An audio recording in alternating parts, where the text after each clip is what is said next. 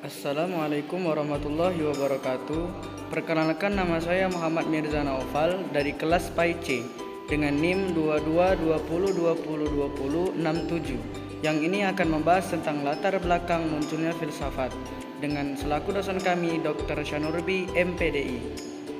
Baiklah, langsung saja pengertian filsafat.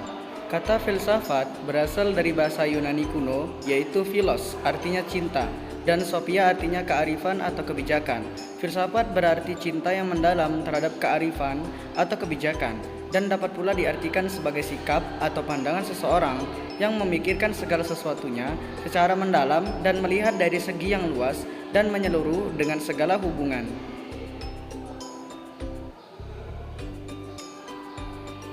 Sejarah munculnya filsafat.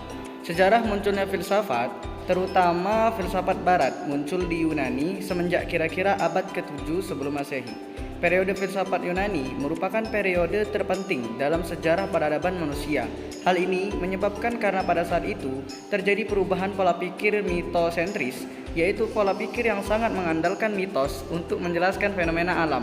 Orang Yunani yang hidup pada abad ke-6 sebelum Masehi mempunyai sistem kepercayaan bahwa segala sesuatunya harus diterima sebagai sesuatu yang bersumber pada mitos atau dongeng-dongeng. Artinya, suatu kebenaran lewat akal pikir tidak berlaku. Yang berlaku hanya suatu kebenaran yang bersumber dari mitos-mitos atau dongeng-dongeng. Dorongan sejarah filsafat Yunani. Dorongan sejarah filsafat Yunani terhadap filsafat pendidikan. Sejarah perkembangan filsafat pada umumnya dimulai dari mitologi yang berkembang di masyarakat Yunani kuno.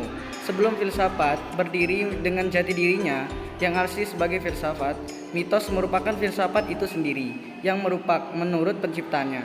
Sama sekali bukan mitos melainkan cara berpikir empiris, logis, dan realistis. Metode studi dalam filsafat pendidikan.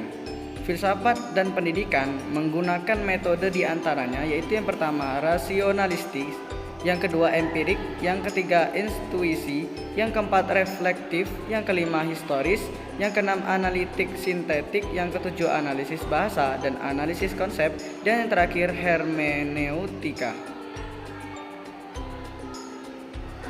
Peran filsafat dalam pendidikan. Peran filsafat dalam pendidikan dapat ditinjau dari tiga hal, yaitu yang pertama, metafisika, yang kedua, epistemologi, yang ketiga, aksiologi. Manfaat filsafat pendidikan. 1. Menjadi acuan dalam perkembangan ilmu pendidikan. Yang kedua, menjadi acuan dari berbagai macam kebijakan terhadap program dalam melakukan pendidikan. Dan yang terakhir, menjadi acuan dalam melakukan kegiatan untuk berkarya maupun melakukan pengabdian pada bidang pendidikan.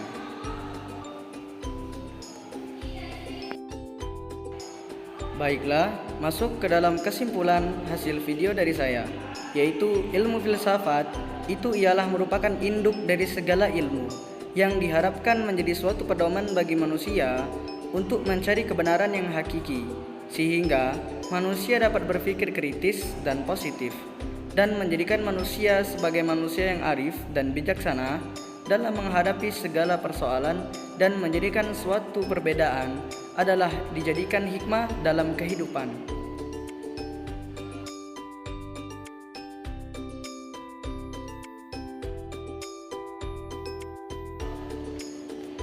Baiklah, sekian, terima kasih hasil video pembelajaran dari saya mengenai latar belakang munculnya filsafat, dan selaku dosen pengampu kami yang terhormat Bapak Dr. Syanurbi MPDI yang telah meluangkan waktunya, dan kepada teman-teman semua yang telah antusias menyaksikan, kami ucapkan ribuan terima kasih. Wabillahi taufik wal hidayah.